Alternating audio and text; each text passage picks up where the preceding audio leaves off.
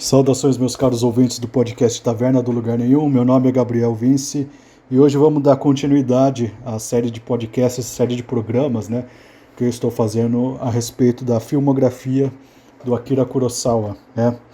E hoje vai ser um programa rápido, né, pois eu vou falar de um filme só.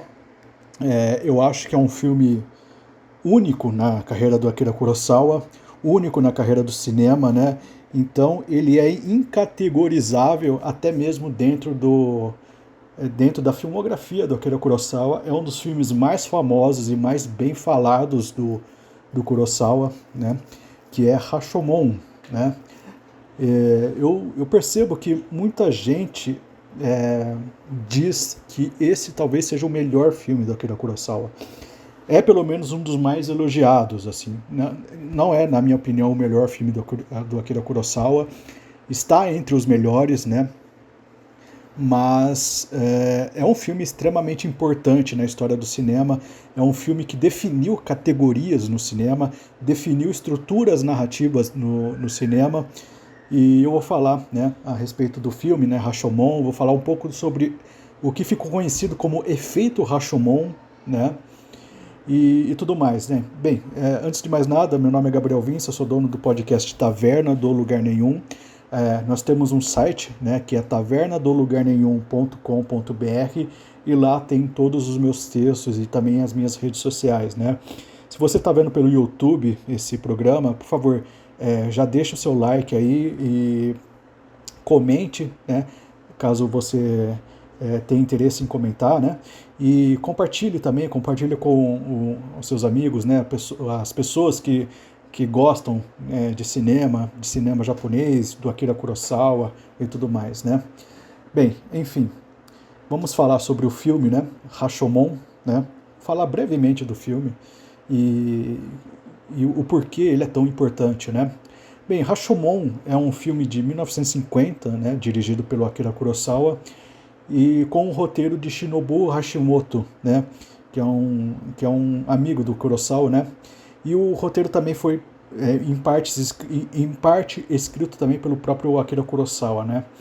Esse filme ele é baseado numa obra de um escritor japonês chamado Hinosuke Akutagawa, né.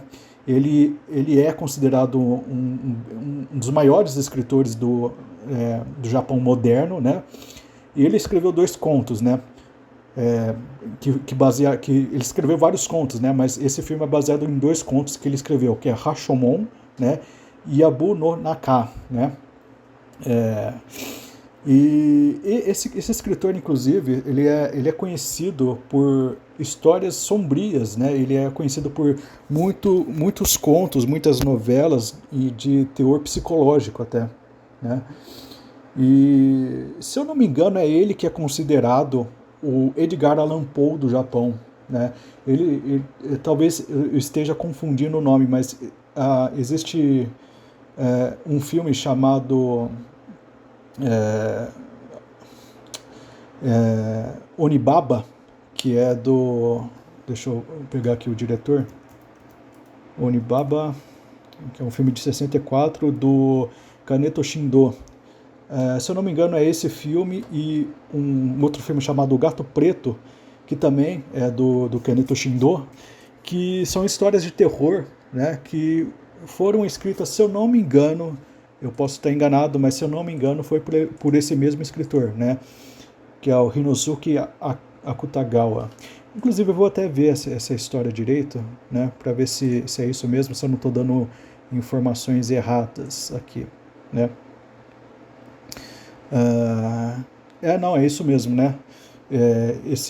Eu peguei aqui o Gato Preto, eu tenho certeza que é baseado num conto de terror japonês que é do Hinosuke Akutagawa, né? E é de um livro chamado Dentro de um Bosque, né? Enfim, é isso mesmo, né? Então, baseado nesse escritor, é um escritor bem famoso, né, no Japão, e ele tem esses dois contos, né, do qual foi baseado o filme Rashomon. E Bem, a história ela se passa no Japão do século XI e temos como personagens principais um lenhador, um camponês e um sacerdote que se abrigam de uma forte tempestade nas ruínas do no portão de Rashomon, né? O portão de Rashomon é uma estrutura histórica localizada em Kyoto, né? E pertencia ao antigo Palácio Imperial, né? Construído no século VIII. E era uma das principais entradas do palácio, né? Ele tem todo um significado histórico para o Japão, né?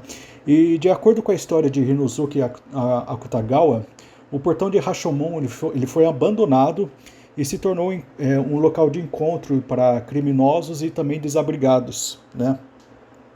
Bem, esses três personagens estão se protegendo da chuva, né? E como a chuva está demorando muito para passar, né? O sacerdote, então, para passar o tempo, né? Começa a contar sobre um julgamento no qual ele foi testemunha, né?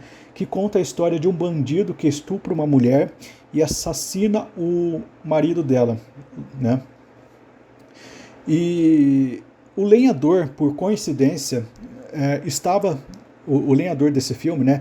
Por coincidência, também estava nesse julgamento e ele era depoente, né?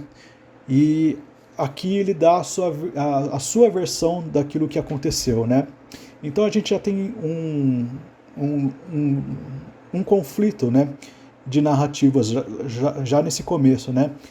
E o lenhador começa a contar a história, né, do filme em si, que se desenrola, a sua versão se desenrola num conflito e no emaranhamento de diversas versões que são contadas de uma história dentro da história, né?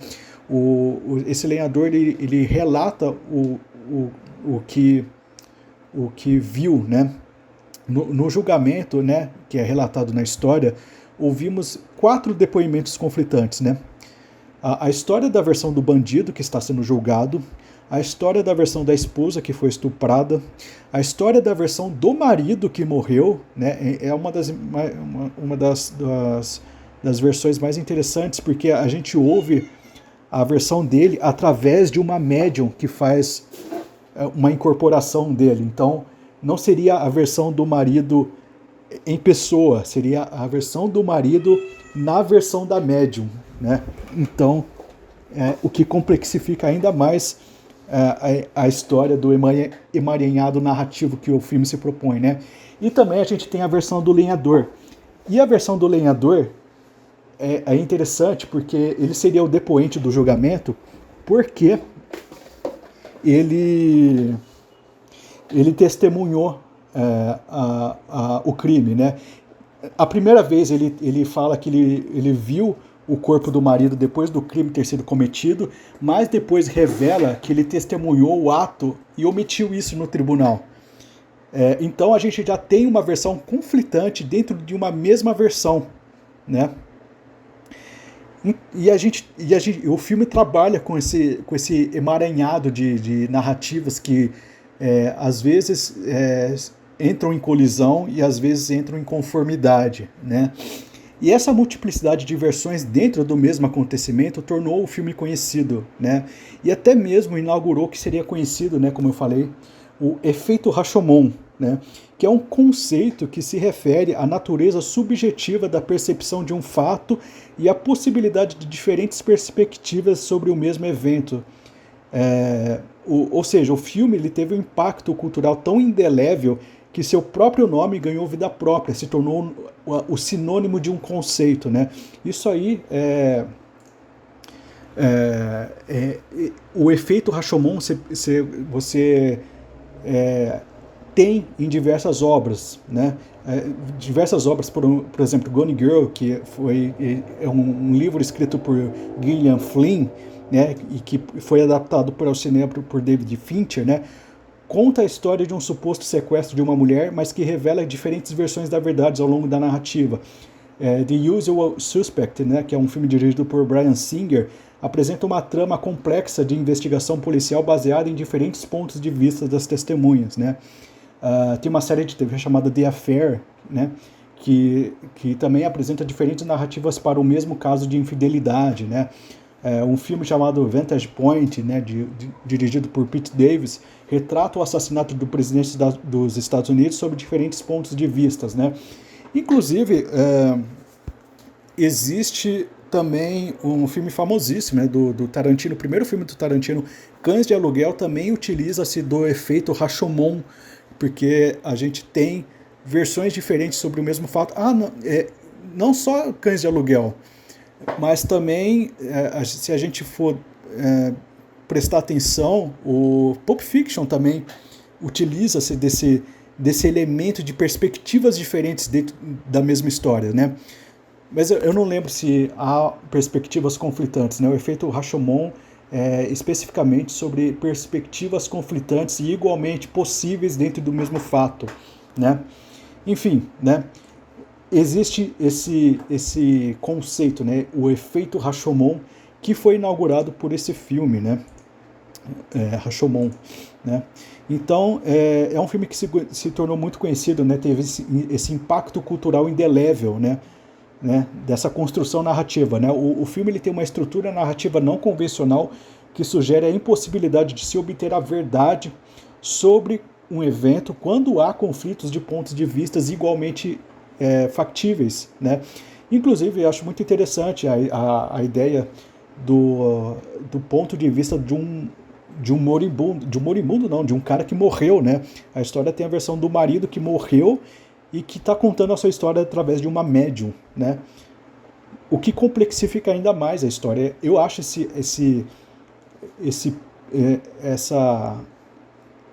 essa adição mas muito interessante, né? E, bem, esse filme ele foi referenciado por gerações de admiradores, né?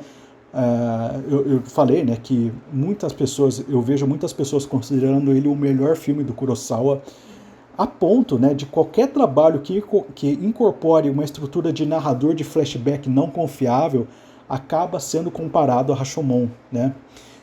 Rashomon revelou as maneiras pelas quais as pessoas veem o mundo e como elas projetam a realidade e como elas moldam o passado a seu próprio capricho, né? Uma coisa muito interessante que esse filme faz, né? O filme ainda nos provoca ao apresentar, né, mas nunca responder qual seria a versão verdadeira do fato. É outra coisa que eu acho fabulosa nesse filme, né, do Kurosawa. Ele não revela qual que é a versão verdadeira do fato, né? Ele deixa nós com essa curiosidade, com essa ansiedade, né? Enfim, Rashomon é um filme brilhante, é um filme com dimensões filosóficas até, né? Que constrói, né? Que nos revela como a memória, nossa percepção da verdade, ela é construída como um quebra-cabeça, né? E um quebra-cabeça muito falho, né? No qual nós temos algumas peças faltantes e quando temos peças faltantes, nós construímos na nossa cabeça aquilo que poderia preencher esse vácuo, né?